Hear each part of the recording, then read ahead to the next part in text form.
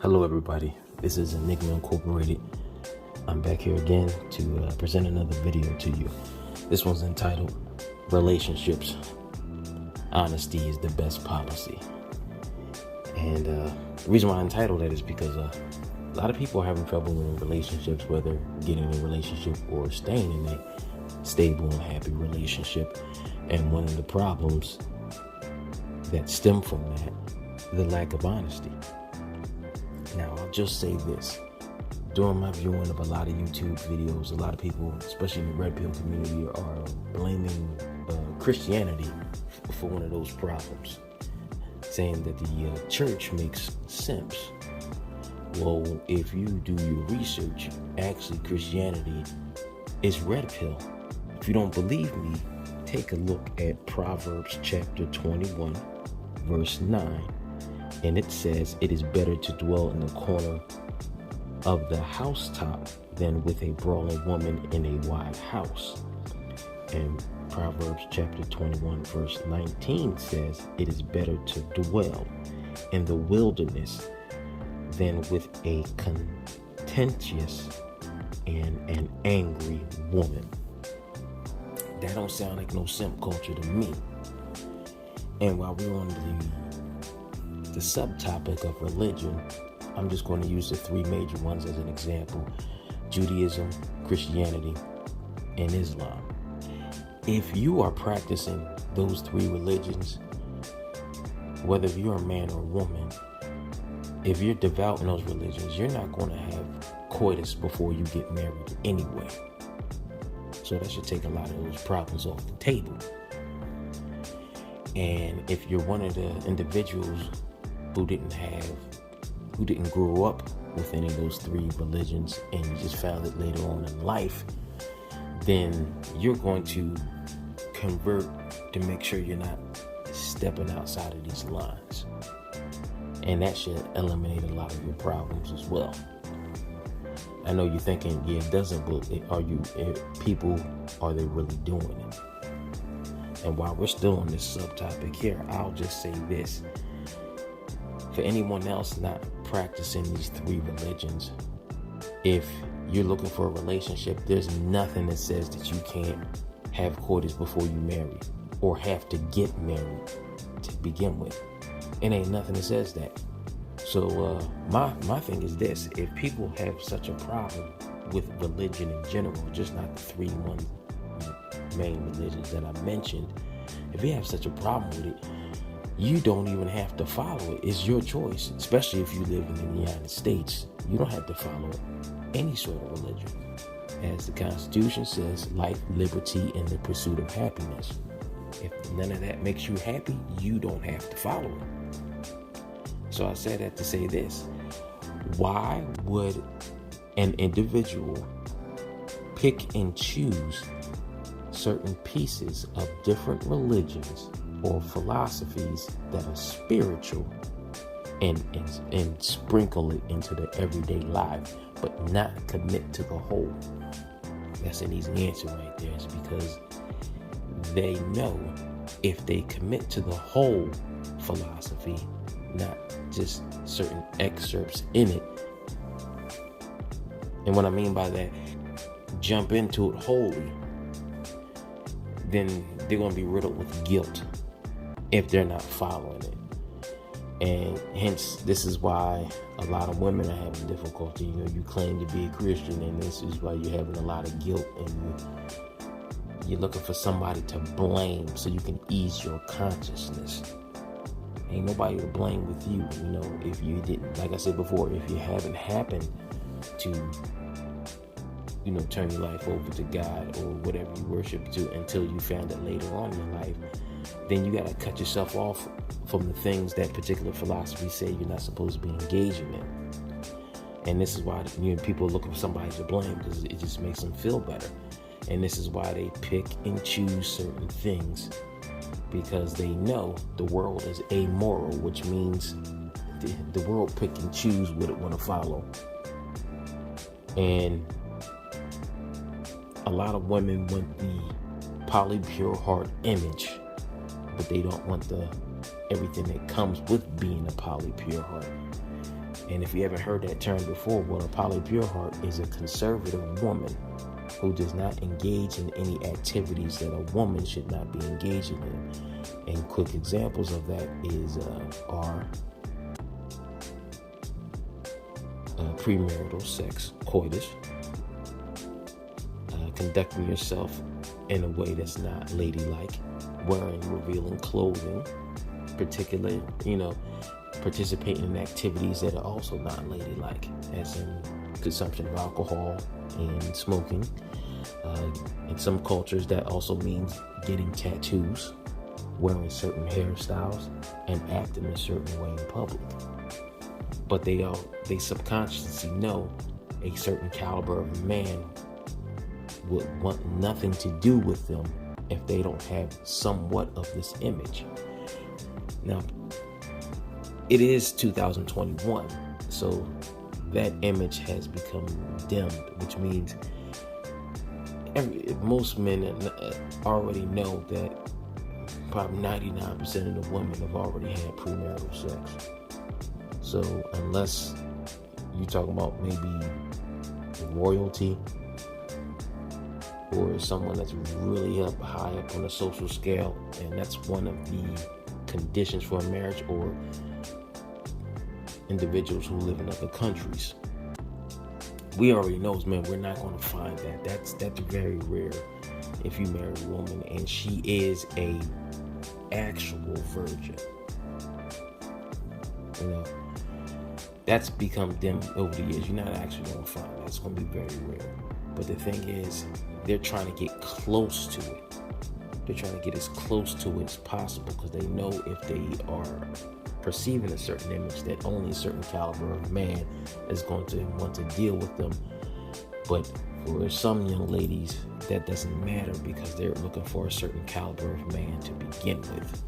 So if you don't have plans to get married and you're not religious or spiritual, there's nothing saying that you have to get married. There's nothing saying that you can't engage in premarital sex if you're not following any religious or spiritual doctrine.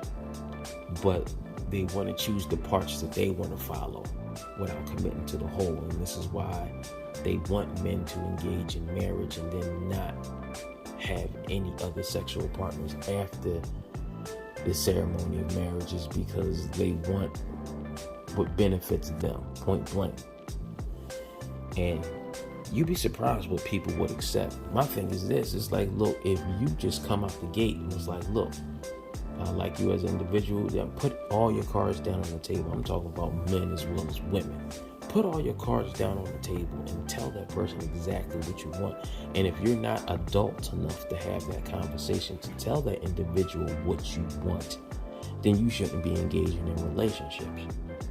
No need for all this cloak and dagger. If you want to be in a relationship where you have one person is the kind of person you see the most and the one you take around family, and then you have other people that you engage with, but you just use them as, just for going out and having coitus.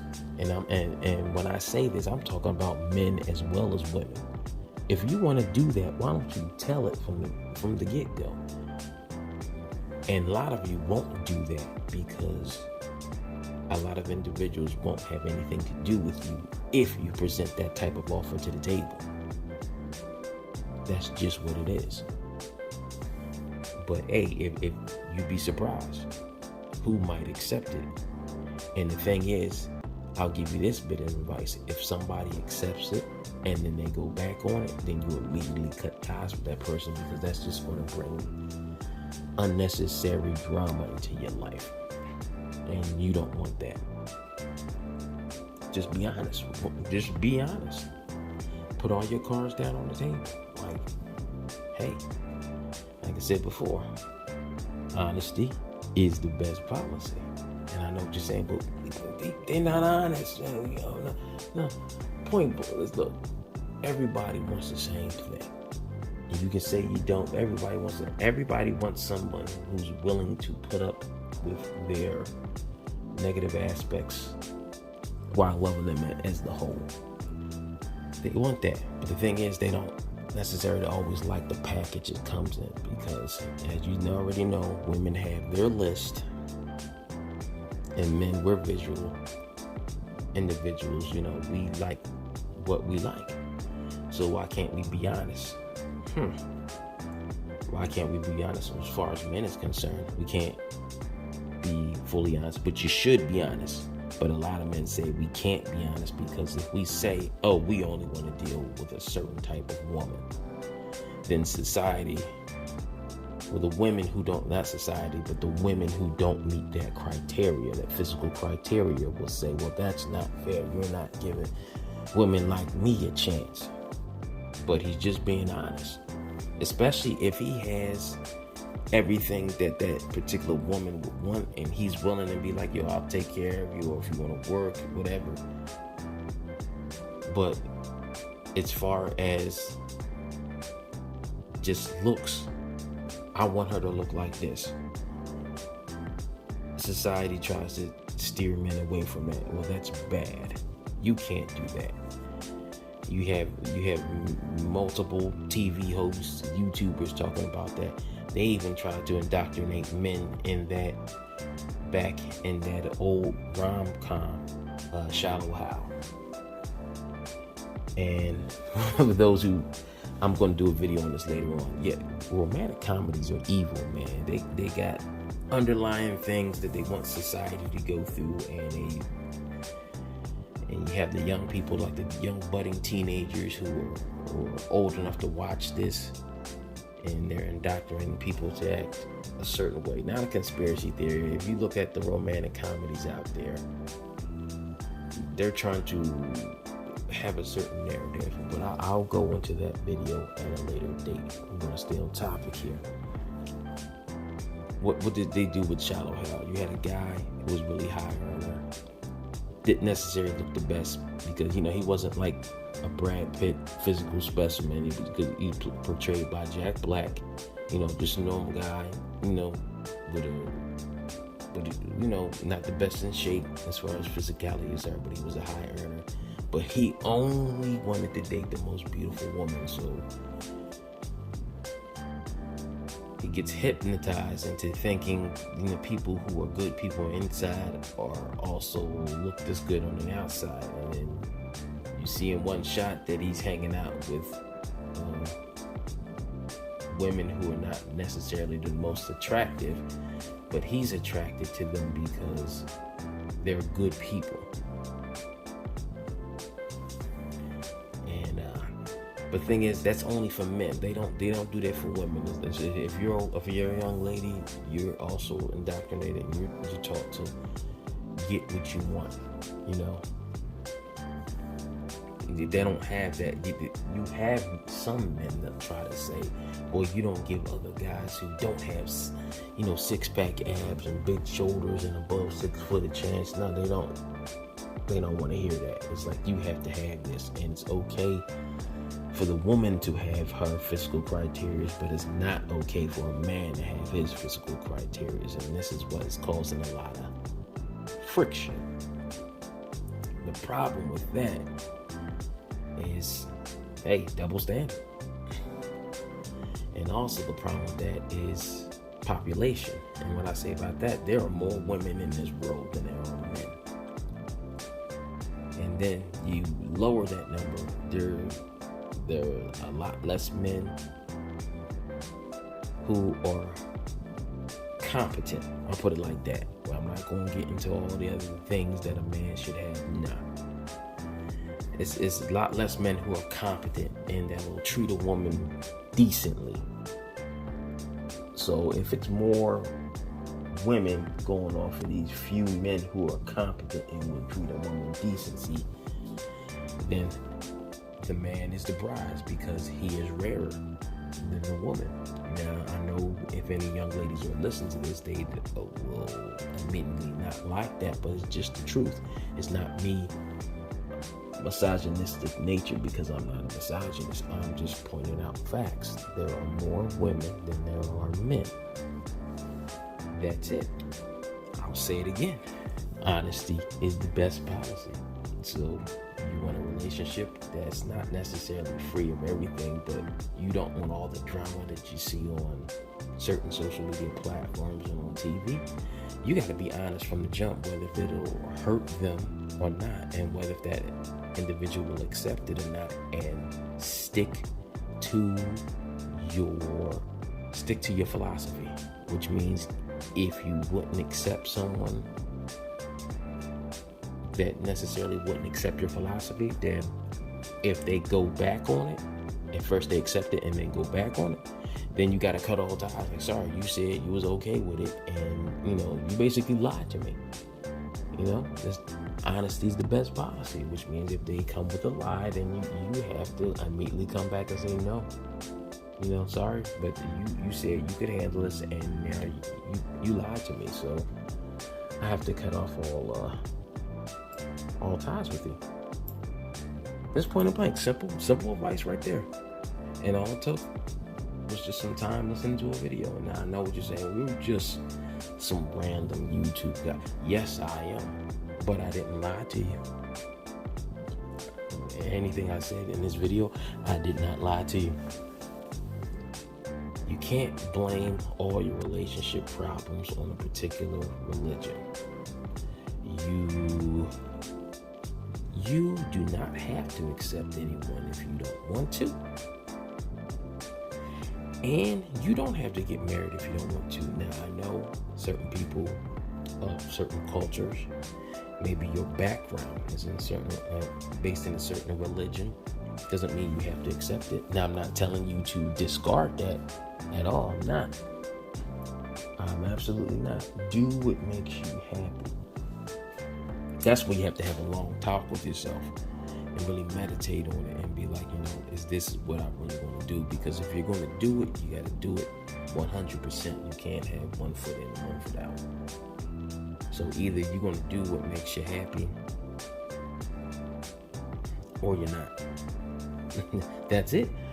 So, but I can tell you what's not going to make an individual happy, regardless of what their ethnic background is or whatever religion or spirituality they attach themselves to. When you don't immerse yourself in 100% in what you believe in or what makes you happy, then you're not going to be happy.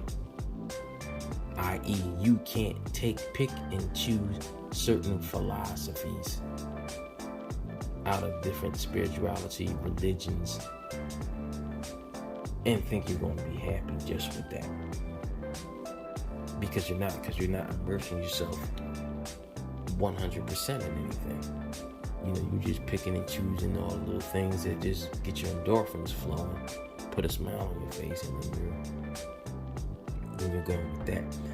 Now, for my free thinkers, I know what you're going to mean to say. What about hedonism?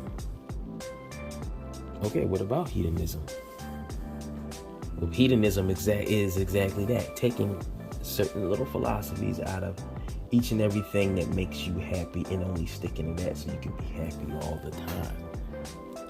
Well, when's the last time you had anybody, I'll say this, when's the last time you had anybody freely talk about hedonism all the time and it's mainstream? You can say it in the comment sections, and if you find somebody, I will check them out and I will debate them.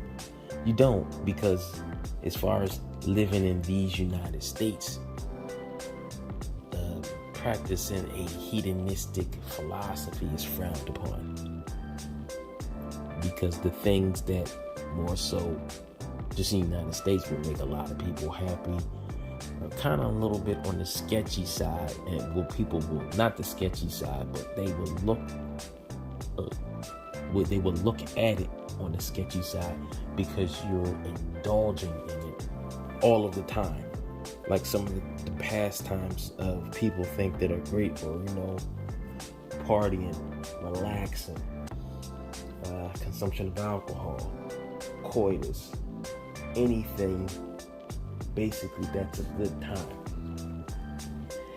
In this country, if you're able to engage in any one of those things, even if it's considered good, clean fun, a lot of what people will will be under the assumption that you are lazy because you can just go on and just live this fantastic lifestyle. But I know what you're saying also. Well, what if you're very wealthy and you're not living off your parents' wealthy? What about somebody who has made their wealth on their own and they can just go ahead and do that? Well, in these United States, it's still looked upon as like, oh no, that individual should be doing something to help other individuals. They shouldn't just be having their fortune on themselves. They would face backlash. No matter how you look at it, the individual will face backlash. Whether if it's widespread or not, it depends on whatever hedonistic activity they engage themselves in, how big the backlash will be. But like I said before, honesty is the best policy. So go ahead and follow those few guidelines. You'll be all right. Remember, don't blame all your troubles on a religion, especially from ones that you don't believe in. Don't blame all your individuals on the opposite gender. Not everything can fall on one person. And do what makes you happy. All right, this is the end of the video. Thank you. Like, share, and subscribe if you feel like it. Ring the bell if you feel like it. 1.